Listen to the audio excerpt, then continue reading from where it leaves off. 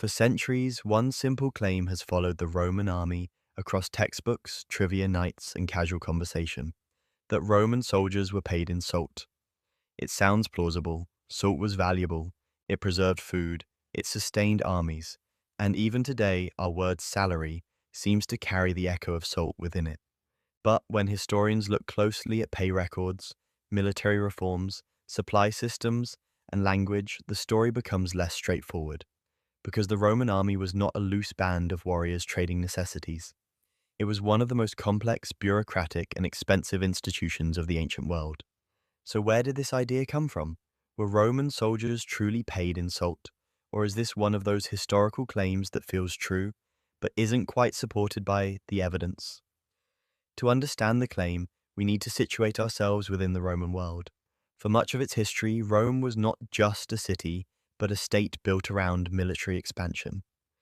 From the early Republic in the 5th century BCE through the height of the empire in the 2nd century CE, Rome maintained standing armies across Europe, North Africa, and the Near East. These armies required food, equipment, discipline, and crucially pay.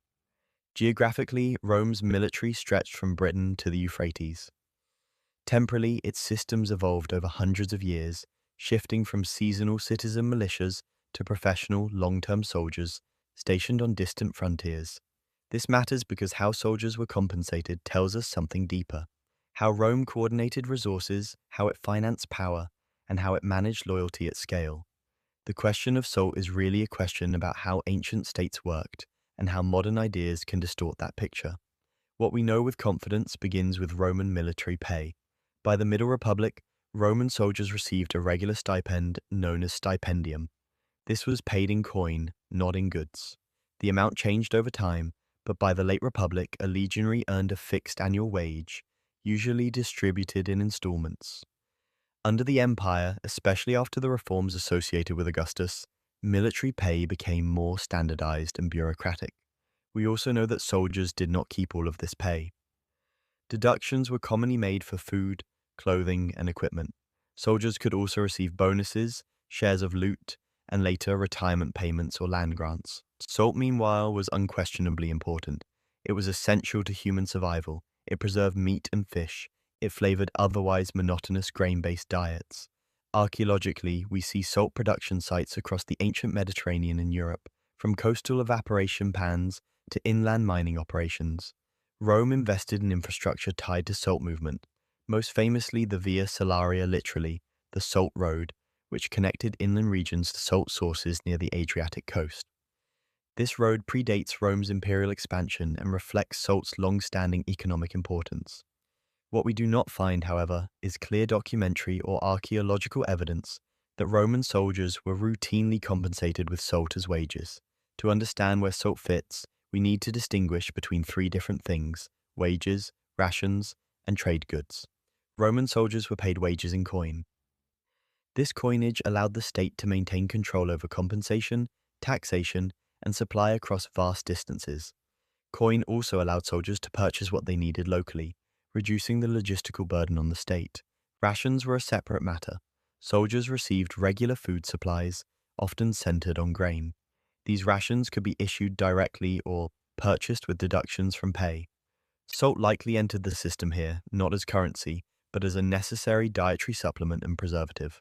Salt was also a trade good. It moved through Roman markets, roads, and ports like other commodities. Its value fluctuated by region and availability. In some contexts, it may have functioned as a form of payment in kind, but that does not mean it was a standardized wage for soldiers. The Roman military economy was layered. Coin paid wages, goods sustained bodies, infrastructure moved resources. Confusing one layer for another is where the myth begins to form. The largest gap lies in language. The Latin word salarium is real. It appears in Roman sources, and it is clearly derived from sal, meaning salt. But what salarium referred to in practice is not entirely clear. Some ancient authors suggest it was an allowance connected to salt. Others imply it was a general payment or stipend.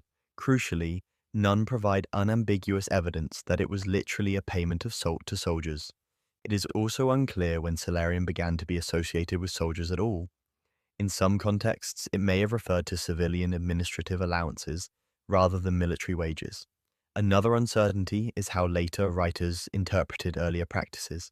Roman authors themselves sometimes speculated about origins of words or customs, and these speculations were not always based on firm evidence.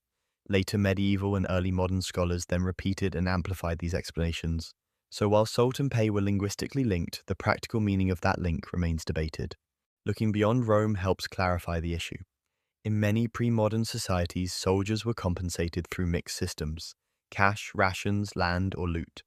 In some places, staples like grain or cloth did function as wage equivalents. But Rome, especially in its imperial phase, relied heavily on monetization. By comparison, later medieval armies often reverted to payment in kind due to weaker state capacity. Rome, by contrast, represents an early peak of bureaucratic military finance. Salt roads and salt taxes appear across cultures from China to West Africa, but they signal the strategic importance of salt, not necessarily its role as payroll. Modern parallels exist as well. Soldiers today receive salaries in money, but their rations, housing, and equipment are provided separately. No one would say modern soldiers are paid in food, even though food is essential to their service. So what happened to the idea? Rather than disappearing, it transformed. The connection between salt and salarium was compelling. It was simple, memorable, intuitively logical. Over time, it hardened into a factoid. Dictionaries repeated it. Textbooks simplified it. Popular history embraced it. As the Roman military system faded, the word salarium survived evolving through medieval Latin into modern European languages as salary. The linguistic trace remained even as the institutional reality that produced it grew distant.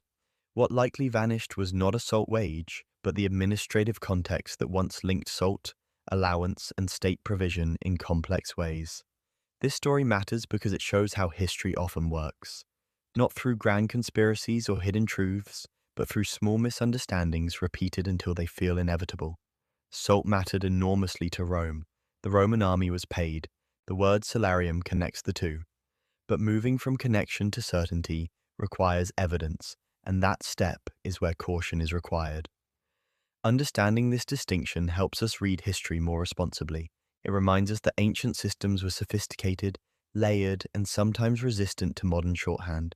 And it shows how easy it is to mistake what feels true for what can actually be demonstrated. The Roman army conquered much of the known world not because it traded necessities, but because it mastered coordination of people, resources, and ideas. Salt sustained that system. Coin financed it. Language preserved fragments of both. And somewhere between necessity and memory, a story formed, one that tells us less about Roman payrolls and more about how history itself is remembered.